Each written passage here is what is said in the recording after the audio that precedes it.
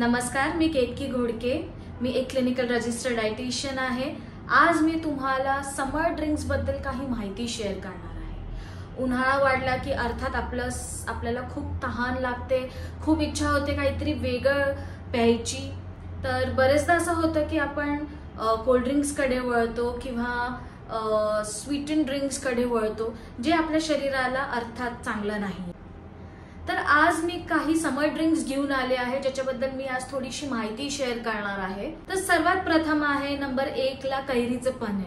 उन्हाळा वाढला की अर्थात कैरी म्हटले की तोंडाला पाणी येतं। कैरीचं पन्हं, वा वा वा।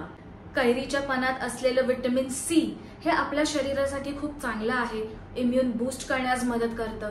एवढंच नाही तर काही प्रमाणात त्याच्यात पोटॅशियम ही आहे, जे इलेक्ट्रोलाइट बॅलन्स करण्यास मदत करते।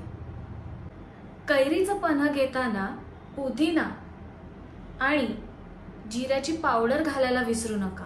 का तर पुदिनामध्ये सूदिंग इफेक्ट आहे आणि जिरा पावडरमुळे आपलं डायजेशन चांगलं राहणार आहे। तर कैरीचं पन्हं नक्की प्या आणि मला कळवा कसं वाटतंय तुम्हाला।